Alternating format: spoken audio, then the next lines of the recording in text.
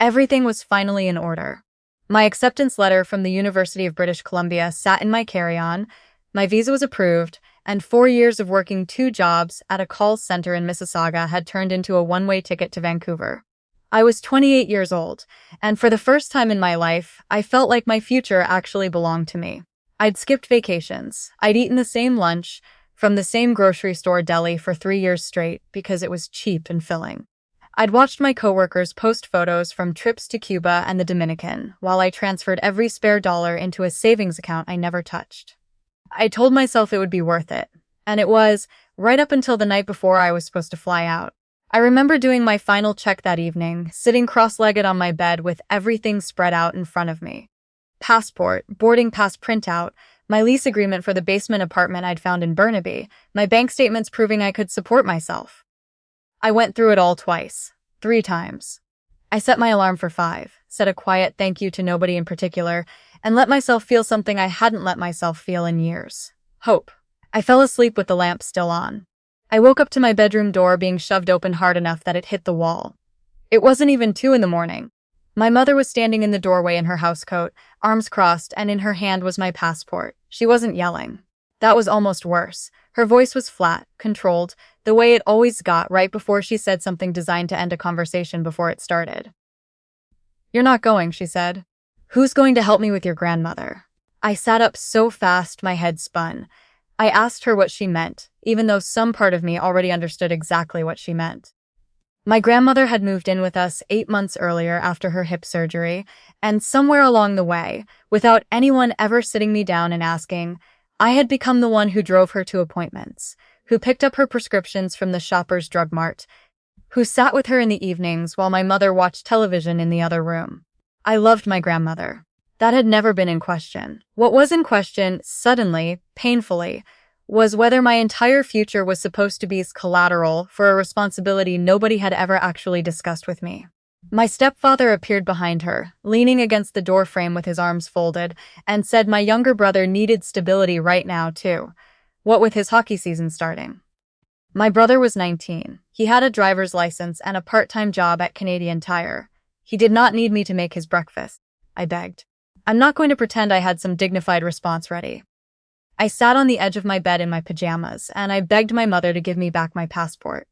I told her how long I'd saved, how I'd already given notice at work, how my apartment in Burnaby was already paid for the first month, non-refundable. She told me to lower my voice before I woke up my grandmother.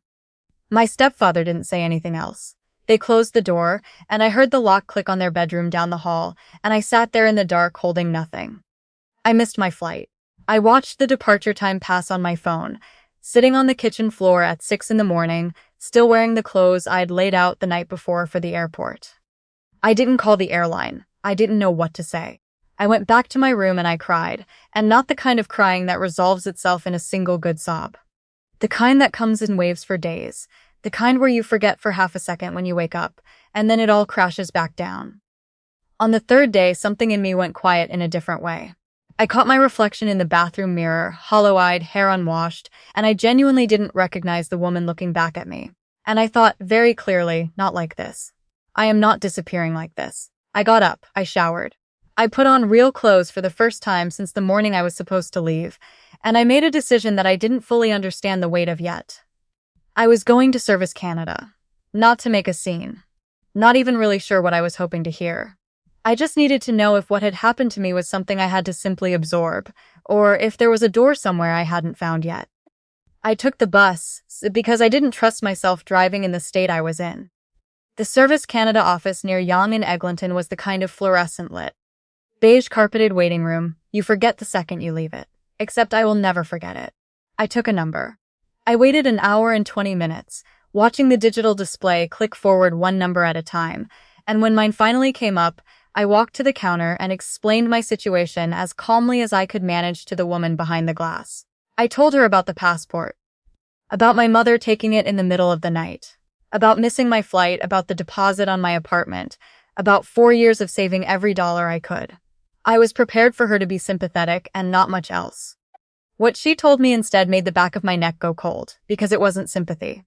It was information I had genuinely never had reason to learn. She looked at me steadily and told me that a Canadian passport issued to an adult is the property of that adult and of the federal government, not of their family. No parent, no guardian, no relative has any legal authority to confiscate or withhold it. She said that what my mother had done could be treated as a form of coercive control, and in some circumstances, theft of government property, and that I had every right to report it. Then she told me what to do next. She explained that I could apply for an emergency replacement passport, given my documented circumstances and an upcoming, time-sensitive enrollment date, and that Passport Canada had a process for exactly this kind of situation. She slid a form across the counter and walked me through every line of it, and she gave me a card for a community legal clinic that handled family situations like mine. Adult children whose families refused to acknowledge they were, in fact, adults. I filled it out right there with a hand that had finally stopped shaking. She told me someone would follow up within a few business days. I walked outside into the gray Toronto afternoon and felt something settle in my chest that wasn't happiness yet. It was closer to clarity. The call came 2 days later. A woman named Diane, no, I won't use that, a woman from the legal clinic, calm voice, no nonsense, asked me to come in that afternoon. I did. She sat across a desk covered in case files and listened to the whole thing without interrupting once, which after the week I'd had felt like its own kind of mercy. When I finished, she told me my case was actually very clean, legally speaking. A formal letter would be sent to my mother and stepfather requiring the return of my passport, and if necessary, documenting that withholding it constituted an offense under provincial coercive control provisions tied to financial and identity abuse. She also helped me get in touch with UBC's registrar's office.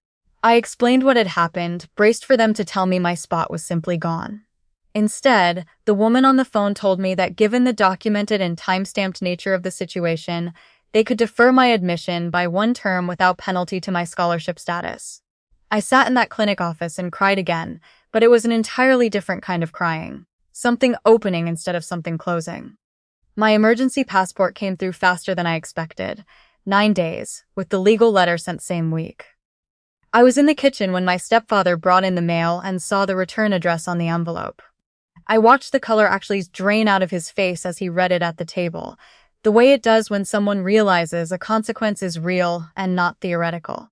My mother read it over his shoulder standing up, and for the first time in my entire life, I watched her go silent without choosing to. Not her usual silence, the kind she used like a weapon. This was different. This was someone realizing they had badly misjudged what they could get away with. Neither of them said a word to me directly that day. My mother put the letter down on the counter and went to sit with my grandmother. My stepfather stayed at the table a long time, just staring at nothing. 2 days later, my old passport appeared on my pillow, returned, no note, no apology, nothing acknowledging the cost of what they'd done. I booked a new flight for 3 weeks out, the earliest I could manage with my new lease in Burnaby. I used those weeks carefully. I opened a new checking account at a different bank, one they had never had access to, and moved my direct deposit there. I changed the emergency contact on every piece of paperwork I had to someone other than my mother.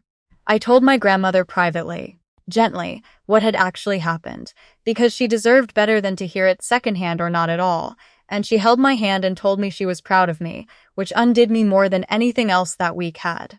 I told my brother quietly that if he ever needed anything at all, he could call me, no questions, any hour. The morning of my actual flight, I was up before my alarm. I got dressed in the dark, wheeled my suitcase to the front hall, and called a cab rather than ask anyone for a ride. I could hear my mother and stepfather awake in their room, the floor creaking, but neither of them came out. No goodbye. No last attempt to stop me, no apology at the door. Just the particular silence of 2 people who had decided that saying nothing was easier than saying something true. Standing there with my hand on the doorknob, I understood, finally and completely, that I had spent years calling their silence love that just didn't know how to express itself. It wasn't that. It had simply been the absence of it, dressed up in excuses I'd been making for them since I was a teenager. I walked out of that house and I did not look back at it once. At Pearson, check-in and security went smoothly enough, and I made it to my gate with 2 hours to spare, my new passport sitting in my own coat pocket where no one else could reach it. And then something happened I genuinely was not braced for. As I handed my documents to the gate agent doing final boarding checks, she glanced at my passport photo, then up at my face, and paused. My stomach dropped instantly. After everything, my first thought was that something was wrong, that there was some error in the new passport, some flag I didn't know about. She asked me to step slightly to the side, and for one terrible second I thought I wasn't getting on that plane after all. Instead, she looked at me and said she recognized my name. She'd been the one working the counter at Pearson months earlier, when I'd come through to do a pre-clearance document check, before what was supposed to be my original flight. She remembered I never showed. She said she'd actually wondered, more than once, what had happened to the woman who'd been so excited about Vancouver and then simply vanished from the system. I told her briefly, standing right there at the gate with the boarding line moving around us, what had happened. She didn't say much back. She just looked at me for a second, picked up the stamp, pressed it into my new passport with a finality that felt almost ceremonial, slid it back across the counter, and said, "Have a good life out there. I studied in Vancouver for 2 years. I graduated. I built a job, an apartment with my own name on the lease. A small group of people who actually chose to be in my life rather than people I'd inherited.